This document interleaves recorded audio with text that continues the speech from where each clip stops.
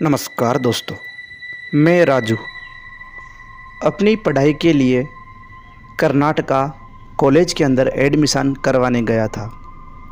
मैं आपको बता दूं, मेरे आगे पीछे कोई भी नहीं है, यानी कि ना तो मेरी माँ है और ना ही मेरे पिताजी हैं। वो मुझे बचपन में ही छोड़कर चले गए थे। मैं अनाथ आश्रम के अंदर ही पला बड़ा हूँ। जब से मैंने होश संभाला है, खुद अपने पैसे इकट्ठे करके काम करके अपनी आगे की पढ़ाई करने के लिए मैं यहाँ पर आया हूँ। जब मैं कॉलेज में पहली बार दाखिल हुआ तो मैं वहाँ का माहौल समझना चाहता था कि कैसा माहौल है। पूरा कॉलेज हंसता खेलता झूमता, सभी वहाँ के लोग हंस खेल रहे थे, मतलब वहाँ खुशी का माहौल था। घूमते घूमते मैं कॉलेज के बीचों बीच पहुँच गया। वहीं पर ही एक पानी पीने का फ्रिज था। वहाँ पर एक लड़की बैठी हुई थी। ऐसा लग रहा था जैसे कि इसके साथ कुछ गलत हुआ हो। मैं उसके पास गया। मैंने पूछा, तुम्हें कोई प्रॉब्लम है क्या? तुम यहाँ पर ऐसे कैसे बैठी हो?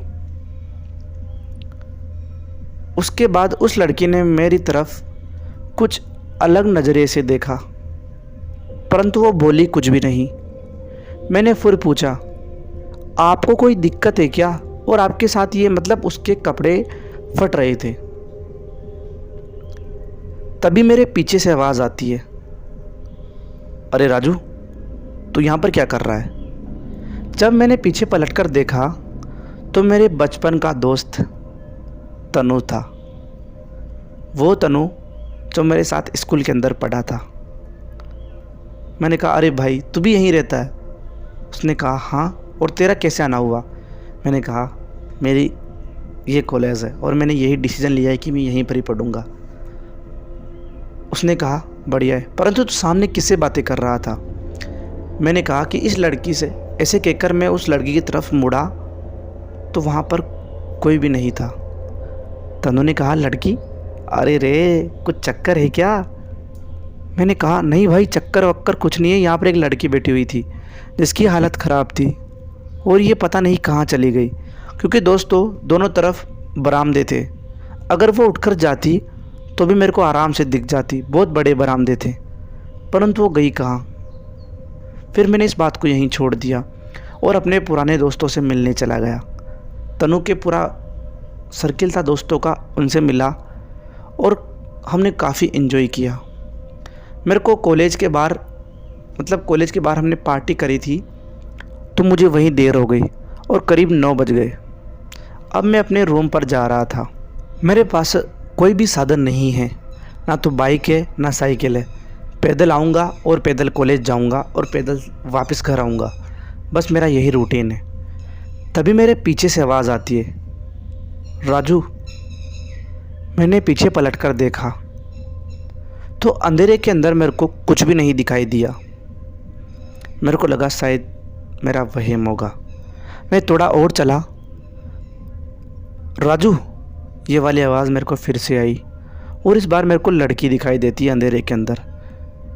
मैं डर के मारे वहाँ से तेज़ भागने लगता हूँ और मैं भागते भागते आगे एकदम से देखता हूँ कि वो लड़की मेरे सामने खड़ी है। मैंने कहा, आप तो वो सुबह वाली लड़की हो ना जो वहाँ पर बैठी थी? हाँ, मैं वही लड़की हूँ जो वहाँ पर बैठी थी और मैं अब लड़की नहीं हूँ। मैंने कहा, लड़की नहीं हो मतलब क्या कहना चाहते हो? उसने कहा, तुम मुझे टच करके देखो। मैंने जब उसको हाथ लगाकर देखा तो मेरा हाथ उसके आर पार हो गया। मैं वहीं चौंक गया कि ये कोई लड़की नहीं, कोई आत्मा है और मेरे से सामना कैसे हो गया। मैंने कहा, आपकी मुलाकात कैसे और आप मेरे को क्यों दिखाई दे रहे हो? उसने कहा, मैं एक आत्मा हूँ और मैं सिर्फ अपने को ही दिखाई देती हूँ। मैं कब से अपने को इंतज़ार कर रही थी, अब जाकर तुम आए हो। मैंने कहा, अपना? मैं आपका कैसे अपना हूँ? उसने कहा, तुम अनाथ आश्रम के अंदर पले बड़े हो ना, मैंने कहा हाँ। तू रेखा को जानता है? मैंने कहा रेखा? मैंने कहा हाँ, वो मेरी एक तरह की दोस्त थी जो मेरे साथ उस अनाथ आश्रम के अंदर रहा करती थी। पता नहीं वो कहाँ चली गई।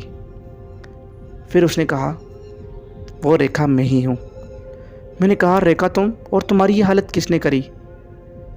तो फिर उसने कहा राजू, तेरे को तो पता ही है मेरे को पढ़ने का कितना शौक़ है। मैं पढ़ने के लिए इस कॉलेज के अंदर आई थी। यहाँ के 2 आवारा और बड़े घर के लड़कों ने मेरे को देखा